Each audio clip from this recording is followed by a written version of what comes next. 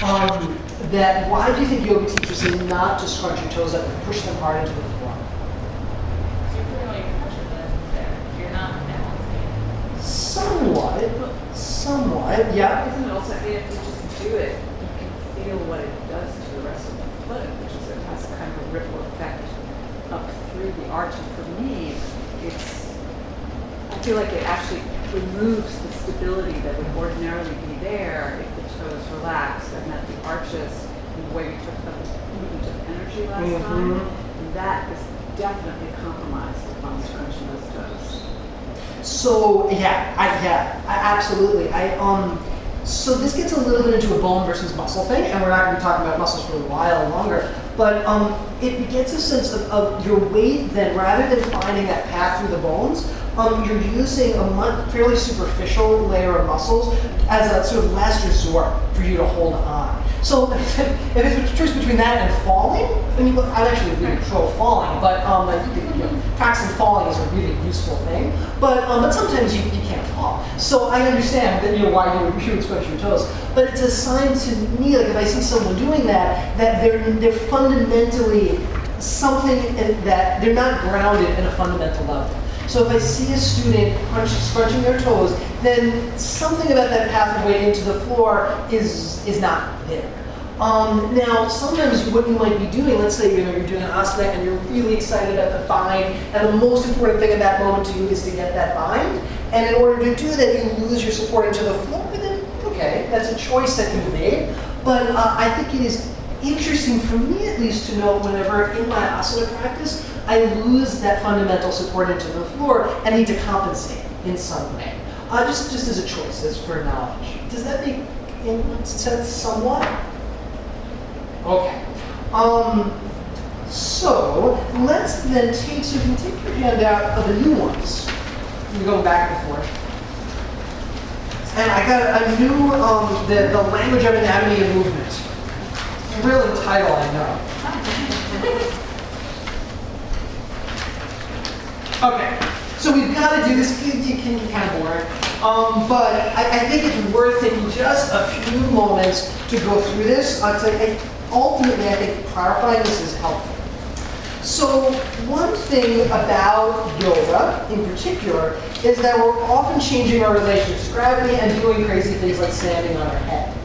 And how many of you have ever had an experience in a class where the teacher has said front or top, or do this to the front, or the top leg, etc., where you've been confused about which is the front? Is it the front of the room? Is it the front of the mat? Is it where my chest is facing? Is it where my face is facing? Is top towards the ceiling, or is it where my head is pointing? I don't know, has anyone ever been confused? At least a couple people have had that. So what can be useful is to have a language that always means the same thing, so that we can talk about an asana, and we can talk about a direction, and we can all know which direction we need. That has an unambiguous meaning. So that's why I'm going to take just a few moments to go through these terms, and I think it's useful. One thing to mention is that they all signify a relationship. So, for example, the first term is anterior. Is it not a meaningful statement to say your knee is anterior? It has to be in relationship to something else. Your knee is anterior to some other structure. So that's just important. So the first pairing is anterior and posterior. And anterior, and all of these also, by the way, are in reference to anatomical position, which is basically Tadasana with the palms facing forward. So in this position, what is to the front is anterior, and then what would be to the back is posterior. So your sternum, for example, your breastbone, is always anterior to your spine. Kind of makes sense? Okay. Then we've got medial and lateral. Now, in this case, if you draw a line right through the middle of your body, so you have a midline, medial is closer into that midline, lateral further away. So your shoulder is always lateral to your sternum. We're good? Mm-hmm. Okay. Then superior and inferior. Superior upwards, the direction of the head, inferior downwards towards the tail. So your feet are always inferior to your head. Even if you're standing on your head, your feet are still inferior. Finally, and this really only refers to limbs, not finally, but only to limbs that are proximal and distal. And proximal means it's closer to the trunk, distal further away. So your fingers are distal to your elbow, your shoulder is proximal to your elbow. And then the last one, superficial and deep. Superficial more on the outside or external surface, and deep going closer to the inside. It kind of makes sense. It may take a little while to get the hang of it, but hopefully by the end it'll feel more comfortable. Okay, now since we're going to talk about movement today, I also wanted to introduce this. I admit you might find it useful. I think it's useful, but it definitely took me a while to get wrap my head around it. So you can look at, when we're looking at movement, analyzing movement, that all of it is happening within three-dimensional space, which we can divide into 3 planes. So a plane being a flat, 2-dimensional, infinite surface. And so the first one I listed there would be the median plane. And the median plane, if you think of it, it divides the body exactly into, right in the center, into left and right halves. So they would go all the way through. Can you guys kind of visualize that? There's also pictures of this in the Anatomy of Movement book, if you want to look at it.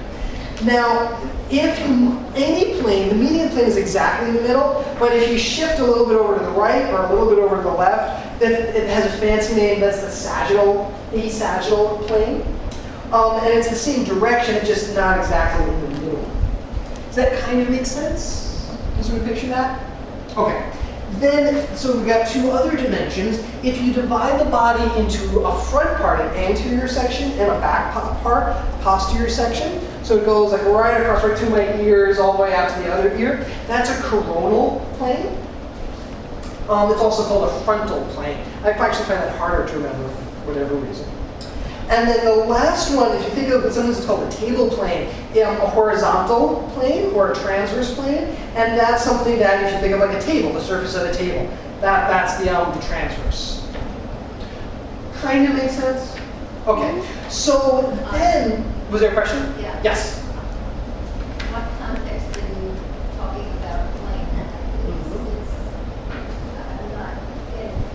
I'm not getting. Context. Well, it might make more sense when I explain the next thing, but I'll just say, you can think of it as imaginary, as if there was a plane going all the way through me like this, and that's your median plane. So it's sort of an imaginary construct to describe space. So if I imagine like a piece of cardboard going through your head. Absolutely. I don't know if I can. So if I had this completely upright, like so, and it was right in the center, I'll hold it like that. There's a median plane. It would keep going all the way through me. If I turned it and lifted it up, like this, then we've got a transverse plane. And if I go like this, it was going right through me like so, it would be the coronal plane. Does that kind of make sense? Yes. So then we'll just skip to the next thing. Then the way of describing movements, joint actions like flexion, extension, rotation, etc., is a way of clarifying movement that's happening within one of these planes. So one of the things that kept coming up last year is we were describing the different joint actions for every joint, and people are like, well, what makes that flexion? Why is that rotation? And so that's why I'm adding this in. Maybe it's of interest to you, maybe it will help, is that all of these different joint actions are a way of simplifying things as if they were happening within one of these planes. So what the heck do I mean by that? So if you look down at the joint action, so the first thing is the sagittal plane. So again, what's the sagittal plane? Here. So let's say I'm going to stay completely within the sagittal plane. I can't move it at all. I've got to stay in it. What way can I go? Right, so I could go, if you imagine go infinitely, I'm staying within it if I go like this. I'm staying within it if I go like that, because it goes infinitely behind me too. Does that kind of make sense? So that's what defines flexion and extension. So and almost most joints can do flexion and extension. So in your spine, flexion in the sagittal plane, extension in the sagittal plane. I don't care if you don't remember that term sagittal plane at all. I don't care at all. I'll probably never use it again. It's just to hopefully help make the concept clear. Yeah, clear. One question. Yeah. Would that, so you're saying the only movement that can occur in the sagittal plane is flexion and extension. Would that be the same as the medial plane? Because it's really Yes. just the same kind of slice. You're just talking about the side or the center. Absolutely. The medial plane is just sort of this fancy name for the sagittal plane, and I thought it might be an easier word to remember than sagittal, so that was why I put it in. But it's a special sagittal plane. Yes. That, I think you just got to what my question is. Based on the definition, medial plane would be a plane that makes it 50% on this side, Exactly. 50% on that side. But the sagittal plane would be any percent, as long as it's parallel to the medial. Absolutely, yeah. And for our purposes, we're never going to make that distinction again. It's really important. I've been using it a lot lately because I've been spending a lot of time reading radiographic images, which are a sagittal cut of such and such and such and such. So that's how the term is used. For our purposes, it doesn't make any difference. It's just for us to understand what flexion and extension means, basically. We sorted together on that? Okay. Then, so what would happen when I do next? In the coronal plane. So again, coronal plane, you can imagine going infinitely to the other side and like this. Now, if I wanted to stay only in this plane, what kind of movements could I do? Side. So in my torso, Carla asked me, sent me an email afterwards asking if I could do the spine after the feet last week. So this is also my way of doing movements in the spine. So in the spine, it would be side bending. Lateral, the fancy word is lateral flexion. So, I'm sorry, no matter where I go, I'm locking either someone. So I try to keep going back and forth so that at least someone can see. It was only blocked for a few moments. So that's within the coronal plane, side bending. Now, how about my limbs? If I wanted to keep my limbs in that plane, what movement can I do? So something like this, so they can, if I can't really close, like that, and the same thing like that. So a deduction with the D, adduction, adding them in towards the center. A B-duction, add away, you think like abduct, to take away. I'm taking my limbs away from the center. So we're going to use that as go up again and again. A deduction and a deduction. Yeah. So what would reverse namaste be considered? Reverse namaste. So you are, a bunch of things, but you're, this is a deduction. And then in order to do that, there's some external rotation in order to make that But you're action. still in the... You're doing your best. Well, so Lisa just brings up, I'll say this right, actually, let me hold on, I'm going to have something to say about that, but let's finish the last one before I say what we're doing. So, and then transverse plane, this is also the table plane or the horizontal plane. So if you imagine the table all the way across, what can I do to stay within that plane? So if I do something like this, I'm staying within the plane, I haven't moved, so rotation. And so you can have rotation within the spine, you can have rotation within other joints, not every joint, some joints.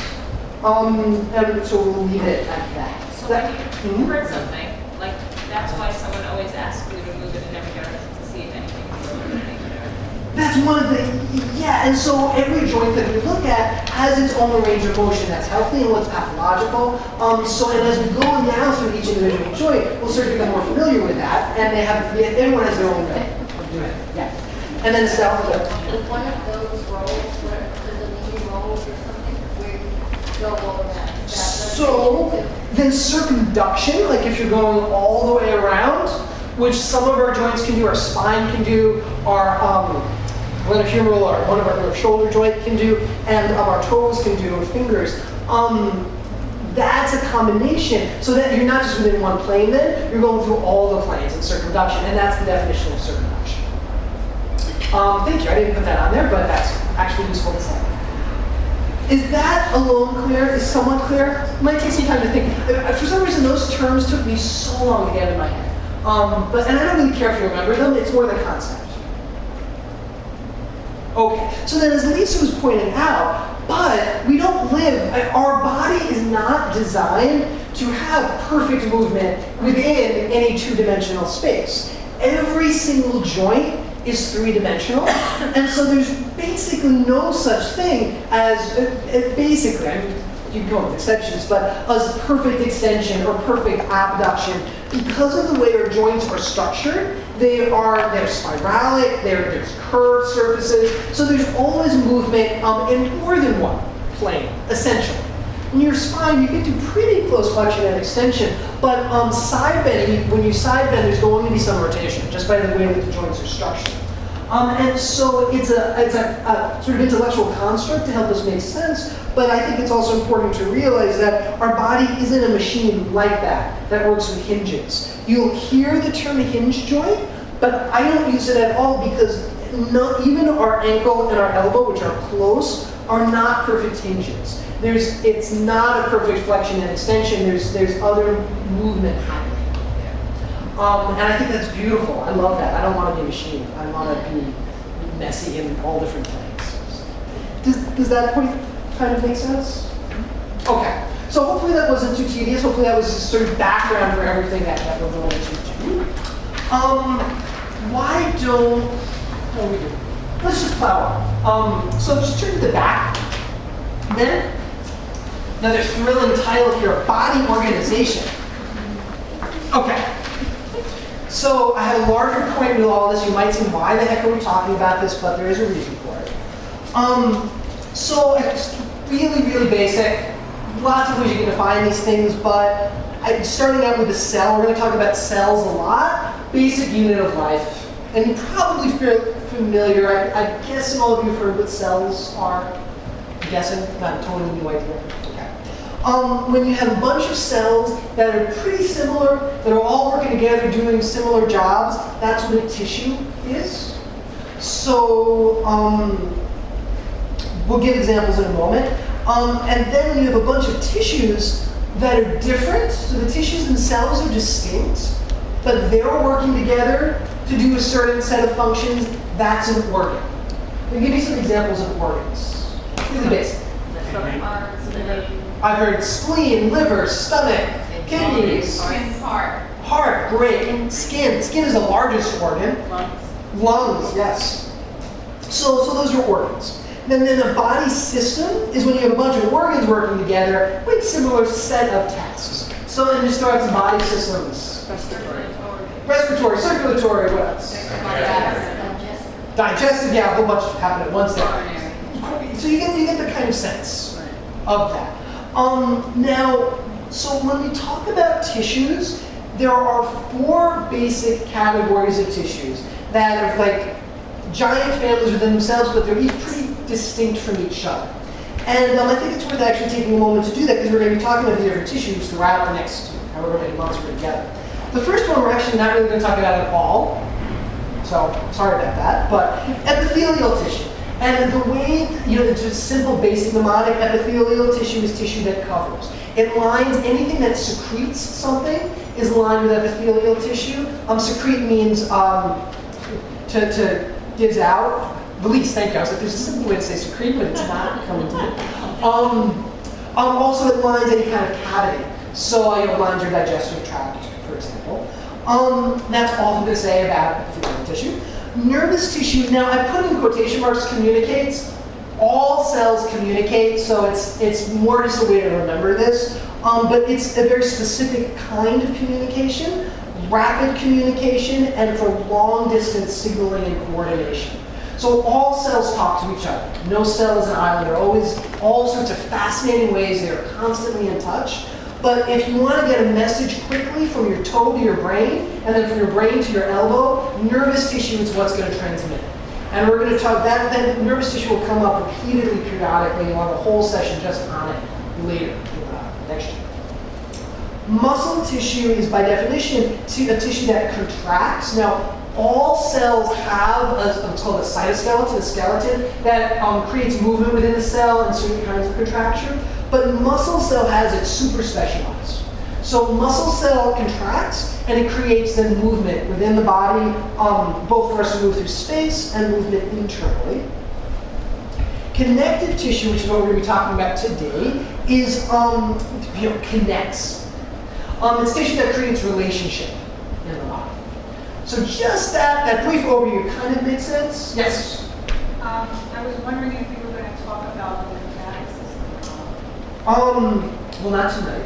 And probably not extensively. When we do fluids, I'm planning, I don't think we'll have time to do this. We did some session on fluids last year. I enjoyed it, so we'll see. We'll talk a little bit about lymph then. And so it's a system. So with this system, there's all of these different kinds of tissue. Lymph tissue that itself there's a lot of connective tissue that makes up lymphatic tissue, but all of the above are incorporated in it. And it plays a big role in the immune system as well. It's super interesting.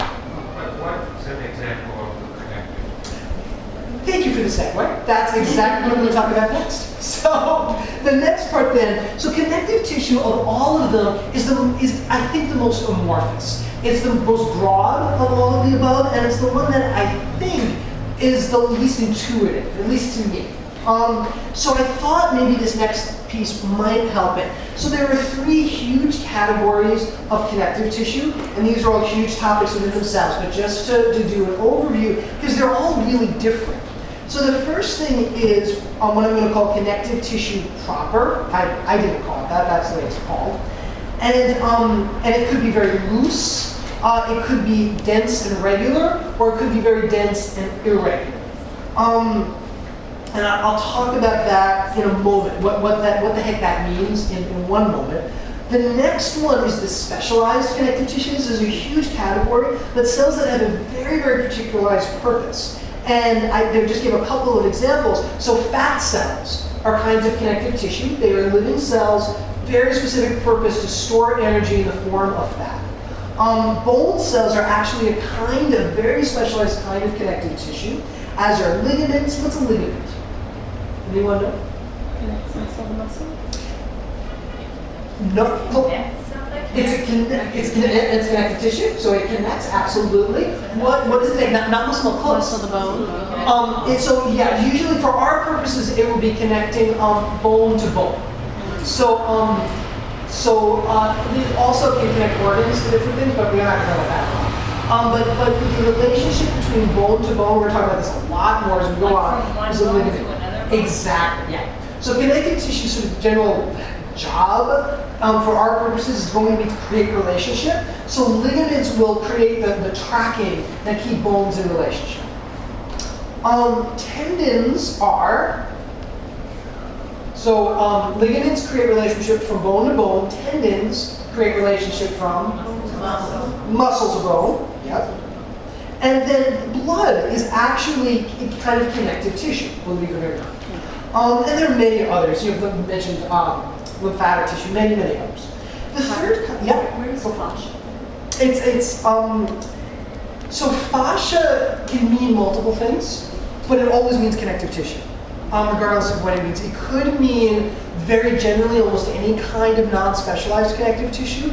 It could be the wrapping specifically around muscles. People use it to mean different things, but it's always a kind of connective tissue.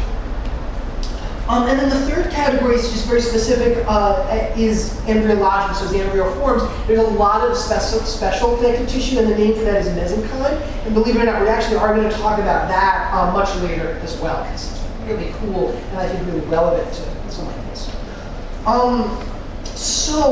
So I didn't talk much about that first category, but before I do, all connective tissue is, all connective tissue, it's important to say that the cell, all of it has a cellular component, but for many of it, much, if not most of it, is non-cellular stuff.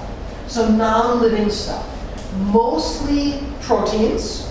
So proteins that are made by the cells and then secreted out in very specialized, incredibly beautiful ways. Sometimes those proteins have sugar chains. Sometimes, like in bone, there is, like we talked about last time, mineral stuff, calcium, minerals. And depending on the kind of connective tissue, like loose connective tissue has lots and lots of fluid. So what it does is, because of the structure of it, it attracts water to come in, and it creates this really large fluid space with just a few cells and just a few strains of protein in different directions that creates a sort of cushioning structure. But so why am I telling you all of this? The reason why I think it's useful to know that connective tissue doesn't have a lot of cells in them. And most of the time, this is a pretty big generalization, but most of the connective tissue we're going to talk to also doesn't have much of a blood supply. What would be then difficult if it doesn't have access to a blood supply? Yes? So it's kind of like you can't necessarily build more of it, and once you like mess with it and it breaks down. It's hard for it to heal. Yeah. Or it might take longer for it to heal. So, when cells are broken, cells are create relationships to each other in a very specified way, very direct way. But the, sorry, I've had like 10 hours of lecture on this material in the last week, just coincidentally. So there's so many details in my head I'm trying to get this out. But there's also cool, I want to share it, but it's not really good, so I'm stopping myself. But, so the substance, like these proteins I mentioned that are coiling to create these structures in connective tissue, there's often really what's called loose bonds connecting them. So what happens is when they're broken apart, they need to be just in the right spot to make their beautiful shapes. And if they get pulled apart, well, it's hard for them to sort of refine themselves, to come back together. Which is why, for example, if you tear a ligament, it's not that it's impossible to heal, but it can take a long time for it to heal. If you damage a joint, for example, there might not be the same amount of blood supply there for it to heal as quickly as in other places. So that's the really big point I was trying to make with going into all this background. Does that kind of make sense? Yeah. Can I ask you what does tendinitis mean now? So, well, okay. Sorry. No, I'm just laughing because I just had a 2-hour lecture yesterday on inflammation, and that was on that topic, so I'm like, Kyle, stop it. Okay, so itis means, whenever you see the word itis, it means inflammation.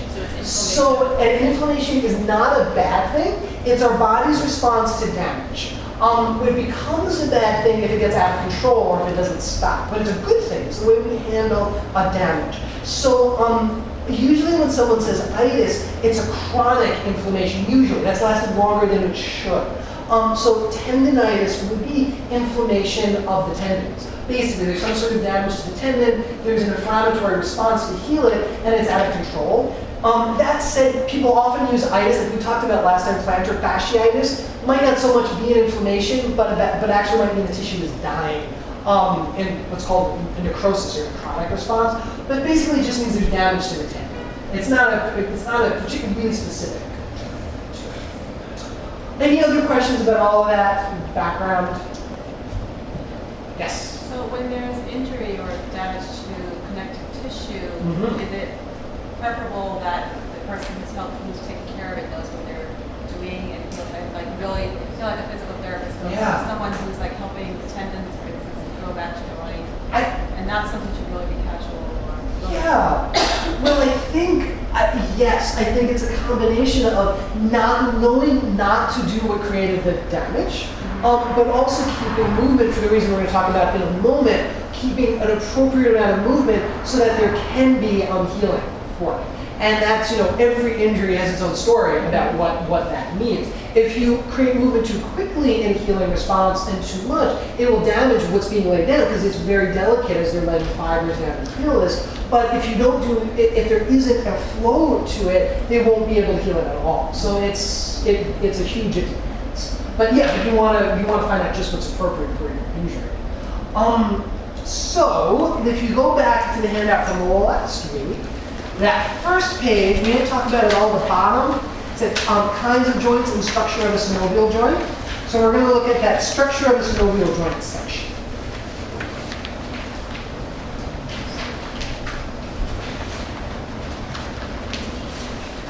So again, a synovial joint is defined above.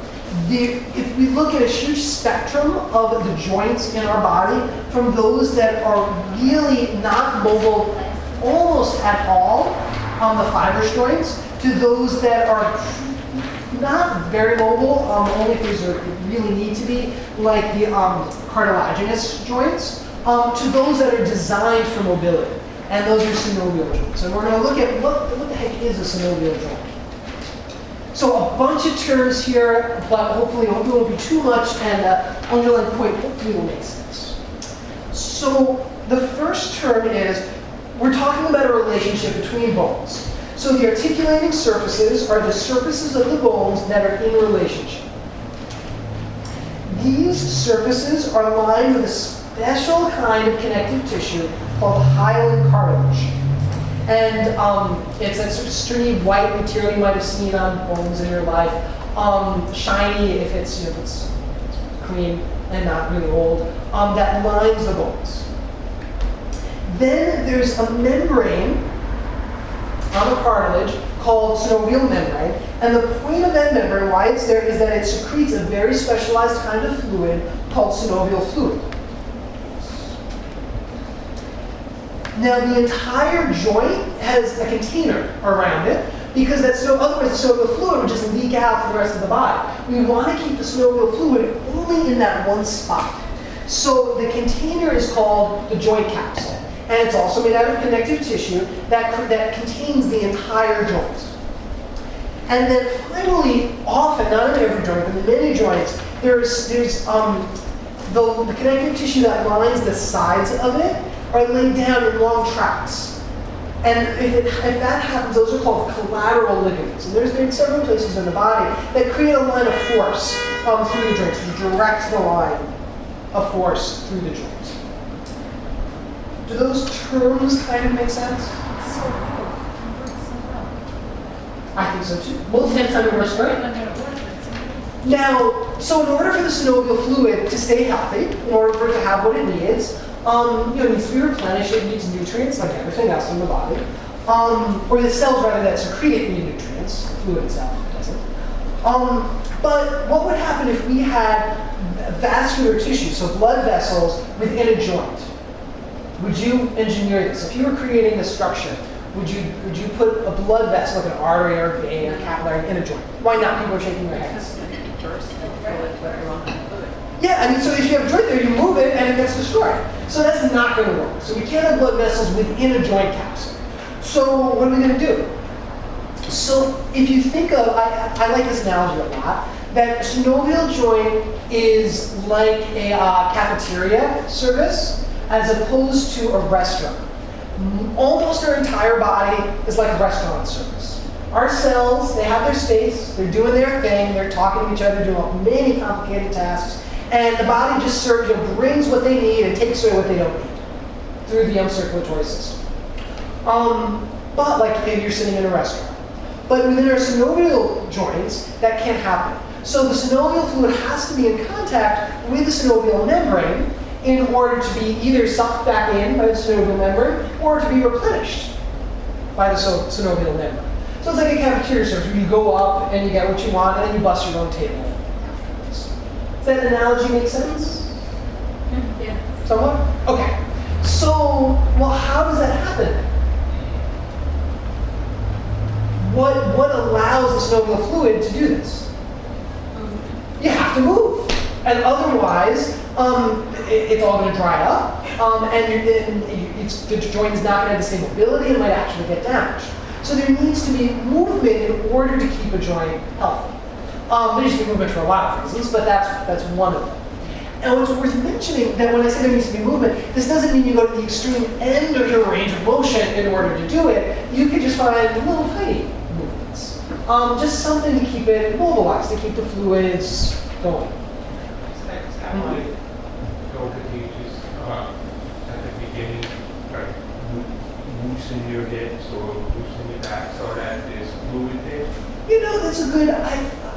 I don't know what other what other people are thinking. That might be one of them. I think if I were to do that, it might be to get fluids flowing. Certainly. The other reason why I think I would do it is to use the somewhat fancy word proprioception, to get people sort of waking up and aware of all their joints, so you don't just suddenly go into something without being able to register the feedback that it's giving you. But both, certainly. Who knows? Maybe they just do it because it's fun as well, which is, I think, a great reason to do this. Yeah. I have two questions. Does the fluid dry up as one gets older? I want to make a big generalization. I think it's safe to make. basically all fluids dry up as we get older pretty dramatically.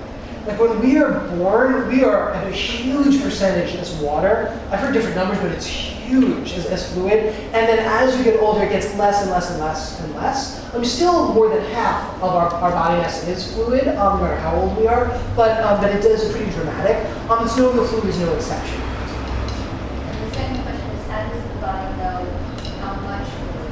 Because as you were talking, I was thinking too much fluid is going to drown the joint, and Yeah. too little isn't going to do any good. So It's a great question. The short answer is I have no idea, and in terms of the actual mechanism, like how physiologically synovial fluid is stimulated to be produced and then stimulated to be secreted, I would love to learn that. I have no idea. I do know that there is some mechanism for them to have an appropriate amount. Yeah, just to find just the right amount, and I hopefully one day we'll learn that. But yeah, this is a side note. The more that I've learned about how we understand how our body makes those decisions, it's just beautiful and incredible. Yeah. These fluids that's so important, are they in any way in the other types of joints, the virus and the... Not synovial fluid. Joint fluid, that's just in the capsule. As far, yeah, it's only within a joint capsule, and they're not joint capsules for the other ones. That's interesting. There would be fluid, within the actual, as part of the connective tissue, but nowhere near to the same extent in fibers and cartilaginous joints. Yeah. And I'm just assuming that when the instructions given to move from the joints, you're going to need the synovial joints. Yes. There's some fluid. Absolutely. Though, I definitely, but you can interpret it that as zero versus real. I've certainly, as my teacher Amy's taught many classes where we've moved from like the discs, and from the sutures of the skull as well, which is, what does that mean? What does it bring up? But something to play with. Yeah. Is the cracking, popping, crackling lack of fluid, or does it relate to fluid? So I think there's a lot of reasons why that happens, and I've read different things. Some of it might be, so what happens, a bunch of things. What happens when we don't use any body part is that our body is incredible at, this isn't needed, we're going to stop giving resources to it and it's going to change, so it's not demanding as much energy. It's extraordinary how quickly this happens. We look at it in terms of bone, how we're constantly laying down new bone. If you don't use something, it's going to lay down less. The bones are going to get thinner, the structure is going to change. So what happens in joints is that it becomes less mobile, and the direction that the connective tissue gets laid down. So just like in bones, the force, the actual gravity and the force, the weight coming down, stimulates the cell, stimulates a kind of receptor in the cell to lay down more bones. It's incredible. The same thing with connective tissue. They sense how force, it's a mechanical displacement is coming in, and that's how it knows how to lay down more connective tissue. So if you're not getting the kind of stimulation, it doesn't know how to lay it down. So it's going to lay it down in all kinds of crazy ways. It's also like if you have an injury and you're immobilized, you get something like scar tissue, which is connective tissue laid down in all sorts of crazy ways. So it doesn't have a clear line to it. And then if you move it, there might be some of that laying down might have to break and readjust itself, which isn't a bad thing. It's what it needs to do. So that's part of it. Part of it also I've heard is nitrogen deposits being released. I don't have any idea what that actually means and where the nitrogen comes from, but one day I will learn and see. But I've read that a bunch of times in a bunch of textbooks, so I'm assuming it's true. And is joint stiffness a result of? Is it related to the fluid? It could be related to a bunch of things. It could be related to the fluid. Some of it also might be related to the muscles being sort of not as smart as they used to be because the nervous system has forgotten how to stimulate them. So some stiffness might be a change within the nervous system and our perception of movement there. And we'll talk a lot more about that in a few sessions, like what the heck that all means, and what stretching really is, and what actually controls range of motion, which might be really different than what some people assume. So it could be part of it. All right, how's that? A lot of talking at you tonight, but is it kind of making sense? Okay, what are we doing? Great. this go? Where does this Could we go? lower Okay. the fans a little? Lower them? Absolutely. Would you mind? Thank you. Absolutely. Any other questions before we go to the next thing? It's one of the, it's the slide that's one of gone. It's- Oh, sorry. Yeah, would you know? that's Okay. it. You got it. Yep. So let's go back now and start looking at some joints and what kind of movement they make. And I hope you'll feel nice and movable about it after all of this sitting. So last time, 2 weeks ago, we went through the bones that make up our phalanges, our metatarsals, our tarsals. And if you go back, then you might want to have the picture out that you colored last time. And so between all of these bones is a joint capsule and is a synovial joint. Between all of them. And so the first joints are the so-called IP, or interphalangeal joints, and all of these words are on the back of the handout from last time. And those are the joints between the phalanges. And so you can take a moment and see that you can mobilize it with your hands, or you can see to what extent are you capable of flexing your interphalangeal joints and extending them. And they also aren't just capable of flexion and extension, but they can also abduct and adduct. So remember, abduct means away from the center, like you're abducting something, and adduct, add a deduct, adding into the center. Now, this is just a little technical point, really not important for our purposes, but the way that this is technically named is a movement away from and towards the second toe. And that's just because of the way certain muscles that control this are lined up. You can, if you're curious, you can read about it in the textbook, but we're not going to go into that. And so you can see, now maybe you need your hands to do it, or maybe you can actually slide your toes away from your second toe and then in towards your second toe. Your second toe as well can wiggle back and forth, but it's nice to have an access to do it from. And it is possible. You might not just have done it for a while. And the other thing to notice is, in order to do this, do you have to flex your toes up, your phalanges up, or can you keep them in a neutral space and abduct and adduct? And the last thing, I'm going through this kind of quickly, but it's also theoretically possible to circumduct. I can't do that, but theoretically. Now, not your, thank you, I should clarify that, not your IP joints, your interphalangeal joints, but at your metatarsal phalangeal joints, your MP joints. So there you can find some circumduction of your toes around. I think a little bit, but not much. And it's a mess. They're kind of like this, the neurons are sending the signal like all over the place. We need to get that guy who pitches with his feet to come That's, our foot has out, see what he does. extremely similar muscular structure to our hands. So roughly what we can do with our hands, roughly we could do with our feet. We just don't, we lose the connection to be able to do it. We still practice it, yeah. It's real. Teach your kids.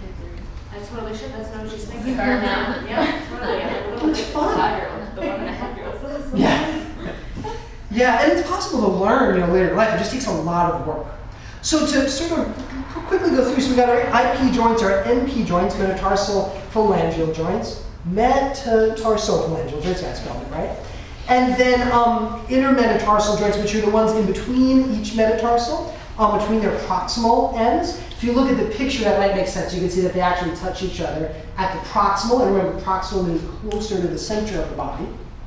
Tarso-metatarsal, which is where the tarsal bones, which is the name of all the other bones, connect to the metatarsals. And if that seems impossible, you can take it with your hand and see if you can get any movement there, which is what we played with a little last week. And then there's movement between your various tarsal joints. It's called transverse tarsal joints, and movement between your talus, calcaneus, and navicular. So that it is possible to find movement within your foot itself, not within your ankle, not within your toes. So in this kind of blew my mind when I first was exposed to this idea, that your foot, and I don't know how well I could do it, your foot can flex and extend. Without your ankle or Without your ankle, you see my toes just want to take over and do it, as does my ankle. But it is possible, like if you think of it with your hand, Your hand can find some movement. So your foot can do that as well. And it can find a little bit of abduction and adduction, believe it or not. And then eversion and inversion. So inversion, lifting up the inside of the foot without the ankle moving. And eversion, lifting up the outside, the lateral side of the foot without the ankle moving. It's not big, but it's possible. Yeah. Is the instruction to lift the arches basically a flexing, is that what's happening there?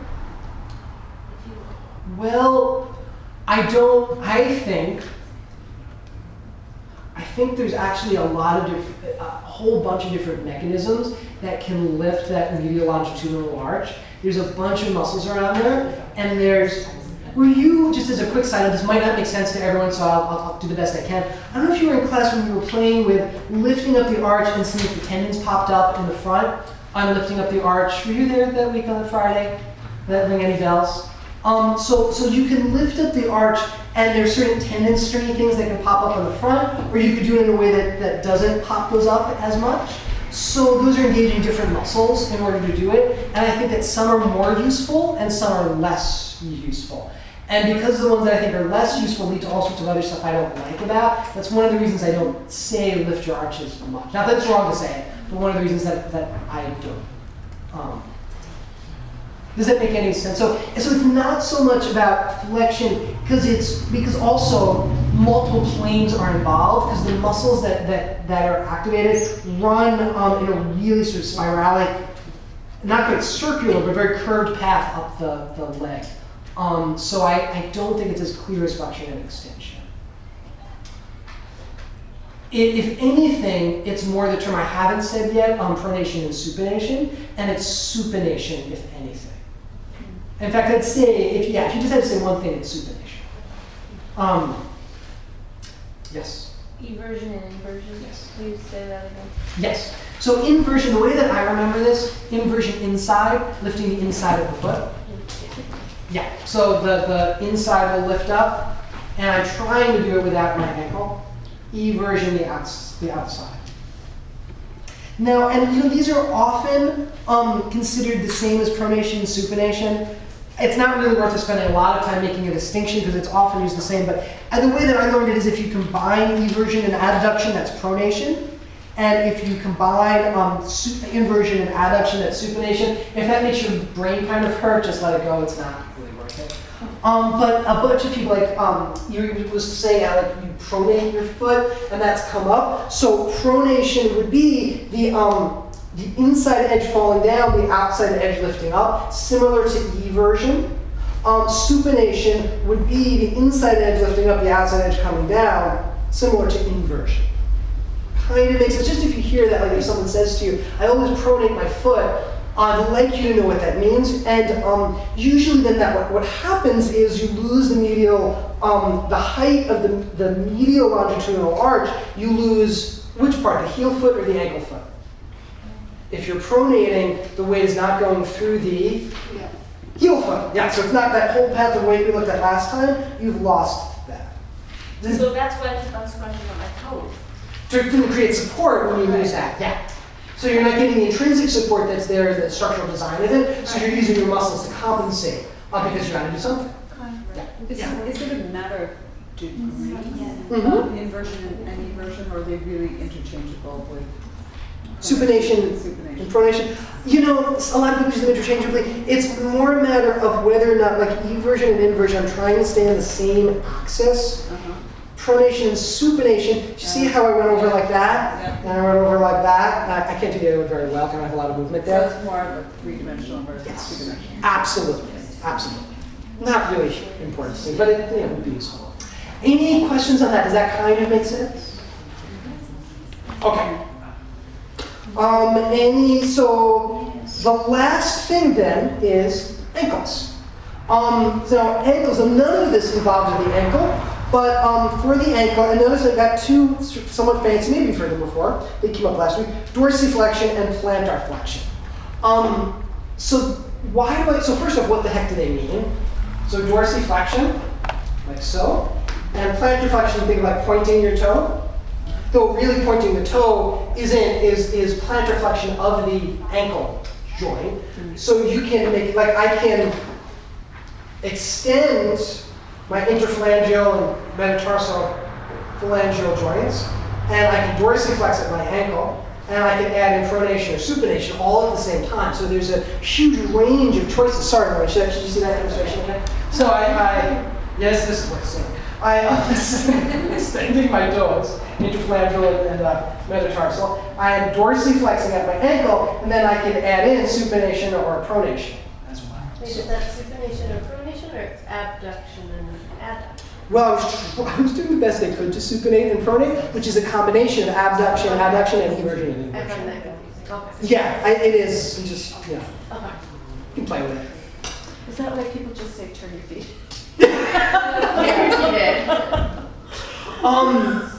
But I think it's worth for us as yoga teachers taking a little bit of time with it to realize the amount of, not to go through and like teach this to your students every detail of it, but to know the range of possibilities that are available, and the range of what people will be doing. So that you can, I hope, have some, I find awe to it, and realize how many choices that you actually have in it. It's my hope. And also, so that in your own practice, you can start feeling more specifically what are your habits, what do you do, so that if you need to be more specific with a student, you have that choice. You have those tools. Dorsiflexion, plantar flexion. So this is, why do we use these fancy words? So can you, and some of you might know this, right now can you extend your ankle joints for me? If I said extend your ankle joint, yeah, a bunch of people know. So extension, you might have read in the book as well, extension of the ankle joint is actually that. Oh, I did the opposite. Yeah, most people do. Flexion is plantar flexion, extension is dorsiflexion. Now, why is that so confusing? Why is that? Really briefly, it has to do with the way the limbs form embryologically, and how there's a spiral and a curling in, so that what was front basically becomes back. For our purposes, we'll go into that more, actually much later. But the dorsiflexion, plantar flexion, the other thing is that you can think of flexion as fetal position coming in towards the center. So, for example, my hip is in flexion, my knee is in flexion, my ankle is in flexion, and my toes are in, my ankle is in flexion here. The toes actually forget about because that's an exception, so we're not going to talk about that. I realized that, stop myself. So if you think of like fetal position coming in, everything is in flexion, and then everything is in extension. If you never remember that for the rest of your life, I don't care. I don't think it's at all important. I just want you to know in case you read it or see it or hear it, so you understand it. But if you hear me use dorsiflex and plantar flex, that's why I use it, just so that, because sometimes if you say flex, some people might know what that means and some people might not. I find dorsiflexion and plantar flexion to be the least confusing as a teacher, but you don't make your decision. So dorsiflexing your foot. You can't dorsiflex your foot. Dorsiflexing your ankle, your foot's flex. Your foot, well, you can do whatever you want with your foot theoretically. If you have the abilities. Theoretically, your foot can do anything and your toes can do anything. Mm-hmm. Your ankle is in dorsiflexion. But this is dorsiflexion. But that is dorsiflexion of the ankle. Which is also extension. Which is also extension. That's. And if that makes your head hurt, just let it go. Yeah. If not, you're not gonna be tested on that. But I'd like you to know the problem. Yeah. So when you're flexing, you're going into fetal position, and when you're extending, you're going out of fetal position. That's so helpful. There's so much more to that. Oh, really quick developmental, because it's such a big topic. When you do a baby, they go the opposite direction, and that's how you know that your baby's fine.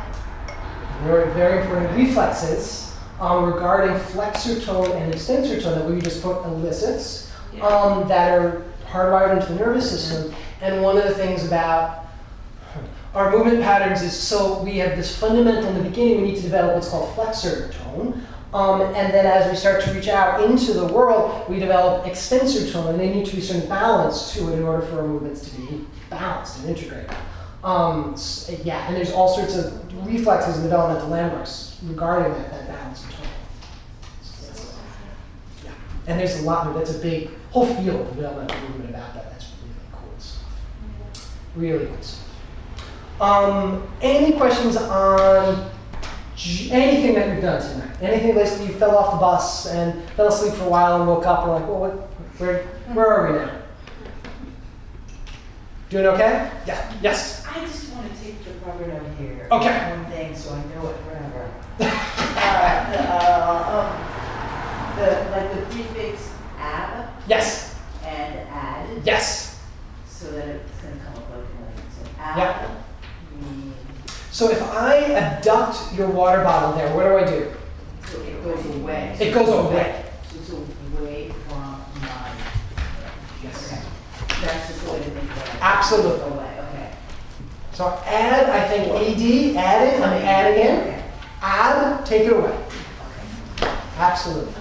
You don't have to answer this question now, but at some point over the next few months, can you describe to us why it is that children grow less flexible after That's coming soon. time? Oh, okay. I don't know if it's specifically like, I won't like have like year marks to it, but the whole question of flexibility, we're going to talk about it in length. I feel like it's a yoga teacher training, and so flexibility is an important topic.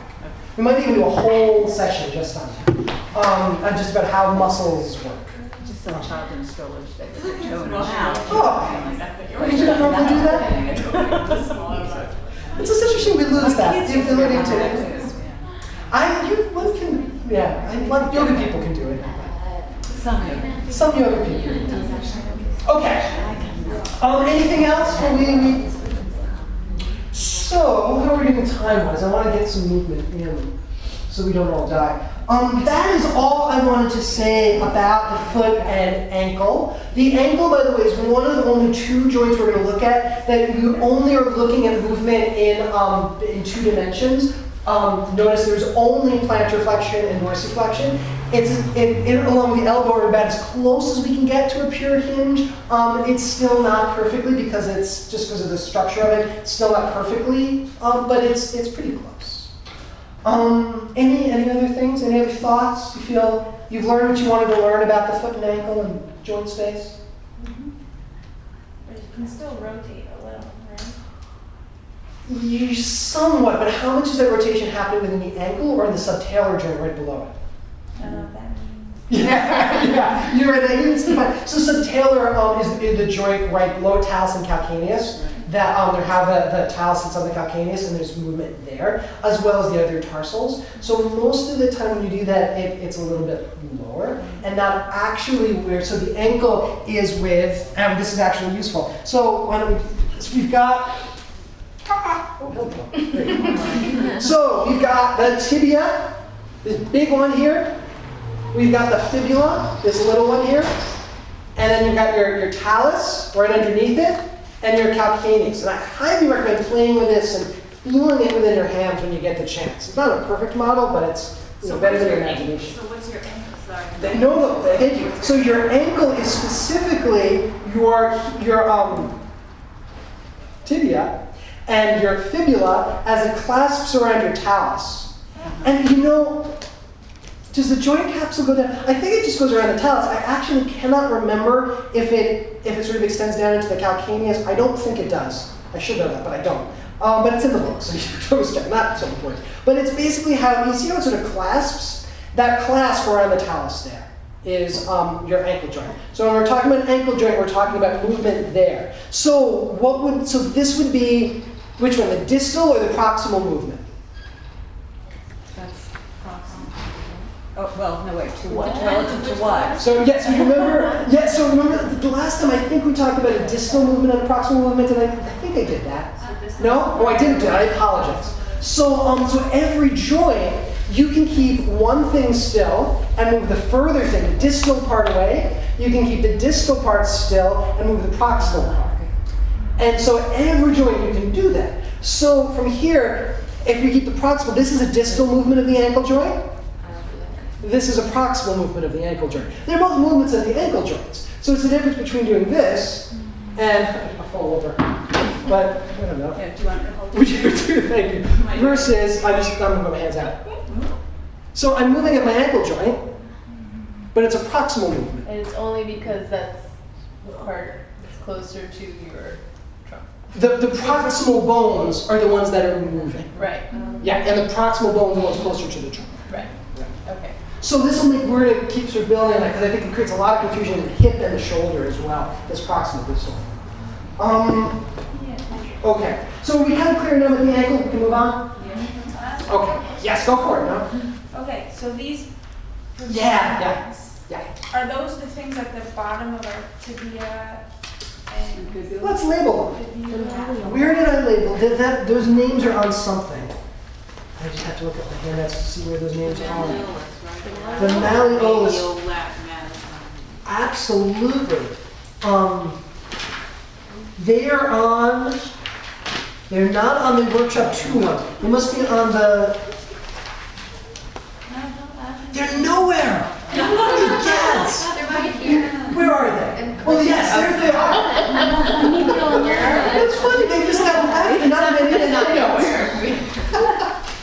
I'm sorry. It's funny oversight. Okay, so I know what to fix for next year. We don't have these words. Why don't we use a whiteboard? I'll spell them out. This means I'm going to have to spell them correctly, which I probably won't. I'm not a good speller under pressure. No pressure. But we won't know. There's no pressure. We won't know. So I think it's spelled like this, but I have the textbook so we can check. I think it's 2 L's? Yes. 2 L's. E-O-L-U-S. Which one is that? Well, both. They're, each one individually is a malleolus. Together they are malleoli, or malleoli, professors say for some reason. The medial malleolus is the one on the medial side, on the inside. The lateral, and what bone would that be part of? The medial malleolus would be on what bone? Tibia. Tibia. Yeah. The lateral malleolus, which is a little lower, you notice, is on which bone? Fibula. Okay. So medial and lateral malleolus. And so, notice that there's 2 bones here. Just like in the arm, we've got 2 bones within our forearm. And the tibia is much more substantial than the fibula. The fibula isn't really a weight-bearing bone so much. It's more like a rudder, a lot of things attached to it. There are joints both at the top and the bottom. Different texts say varying things about how much movement is involved in them for our purposes. I think there's some, but for our purposes, we don't really need to go into it. And that's all I have to say about the foreleg for us. Unless anyone has a burning question about the foreleg, we're going to say goodbye to it. Bye foreleg. Okay. Yes, was it? No? Bye-bye. Yeah. Okay, so then going on to, we're going to get to the basics of the knee tonight. We might even get through it. Let's look at, you know what? Let's do I think coloring is in order. So if you want, I've got the markers here. We can take a little movement if you want to grab some of the markers, and or if you have your own. And let's color the new page.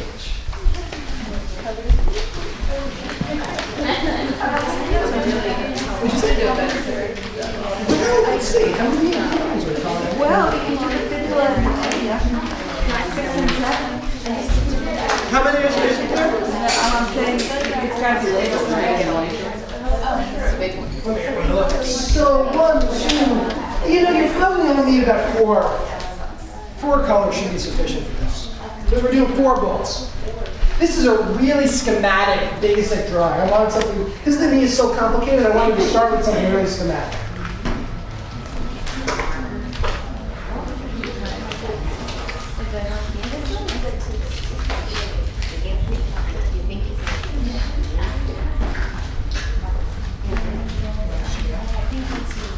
And so I can have the words that I'm going to be saying are in the words for today, the workshop 2 words, and then you got the picture out there.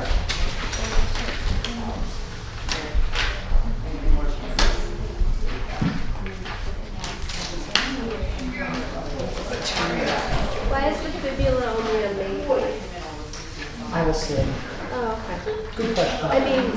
Everyone has one. Everyone has one. Okay. Because, so Molly just asked, if you see the list of bones, we'll get there in a moment. So just a couple landmarks for you to get the lay of the land.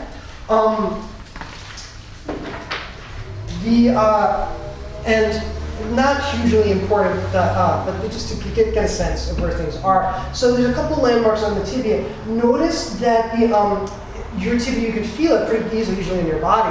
There's a bump right on the front of it. That's your tibial tuberosity. So tuberosity is a bump. We're going to come across many tuberosities through the body. What tuberosity means though? Basically, yeah. Tuberosity is a little bump there, protrusion.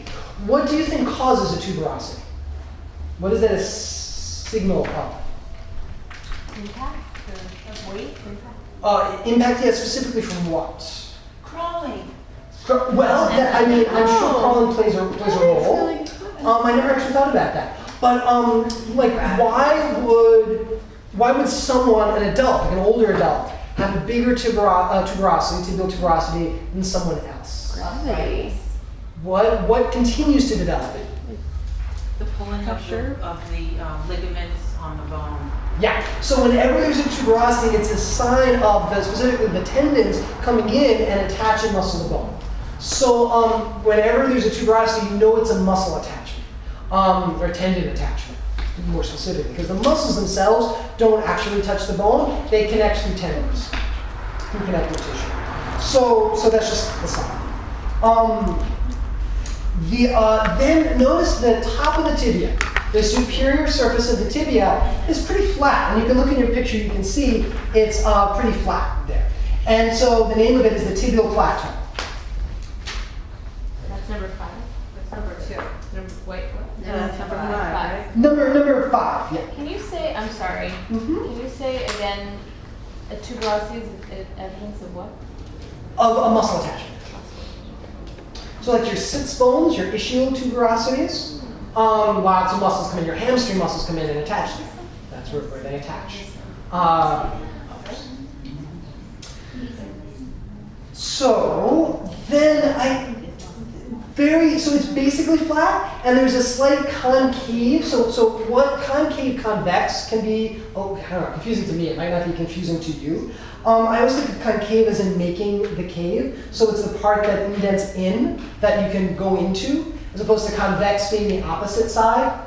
Does that make any sense? Should I write that out? Did you that again? Yeah. Concave, it makes the cave so it can go in. I don't know if that's going to help you at all. So, but it helps me. So, this side, this is concave.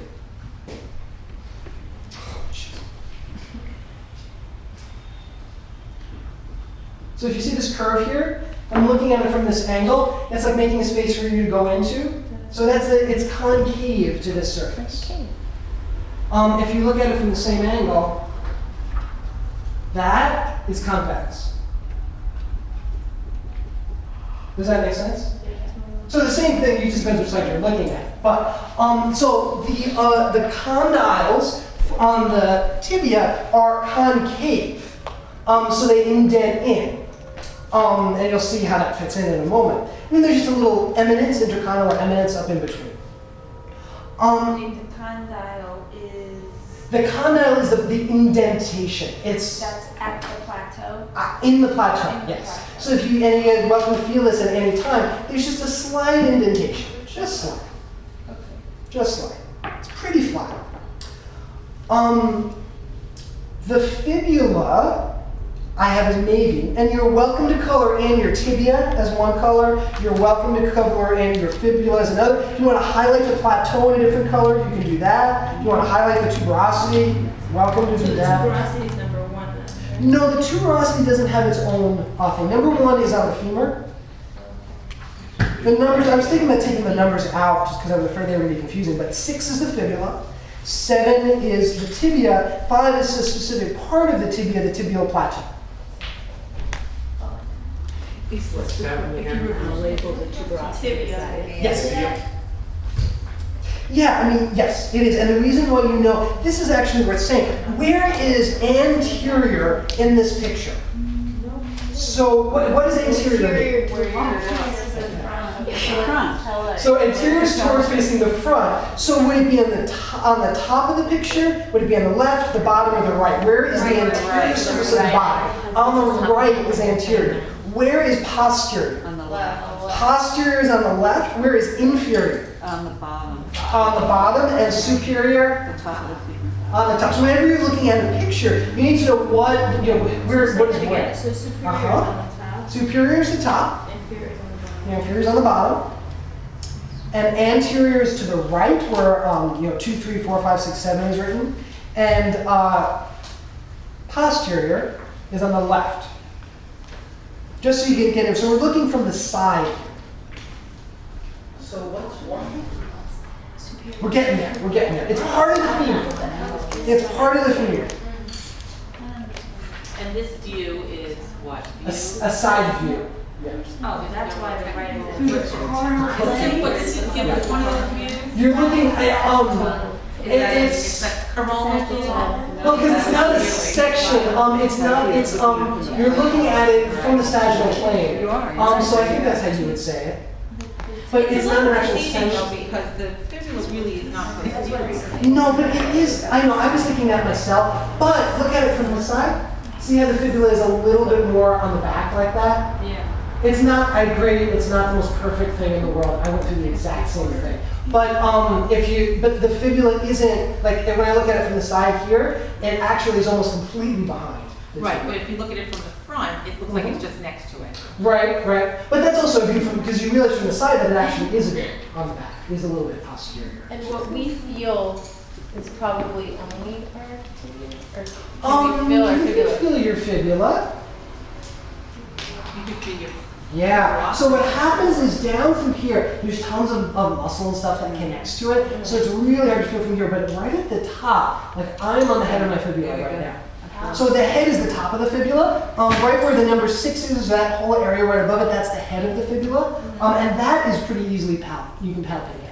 It gets harder as you get lower just because of all of the stuff that's there. It's still possible. But this knobby thing on the side of my knee is it's part of the head of the fibula. Yeah, I'm just making sure I'm in the right spot myself. Yeah.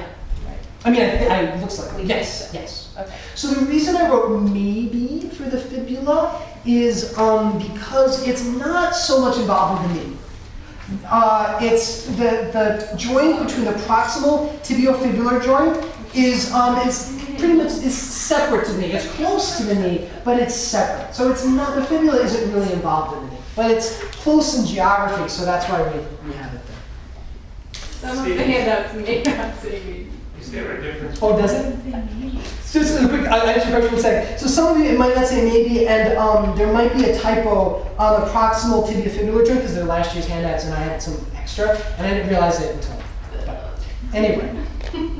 What was your question, Howard? Is there a difference between the left knee and the right knee? Or are they all the bones going up the same way? Theoretically, they're mirror images of each other. Practically, everyone's is different, based on what you do with it, because we're not symmetrical beings. From the very first cleavages in the developing organism, right after fertilization, we are not symmetrical, and never are, so ours are going to be different. But theoretically, they're the same. There's not like one is always one way or another. Okay, can we keep plowing through these bones? Yeah. Okay, so 4 is the patella, so you're welcome to color that in. The patella is the kneecap.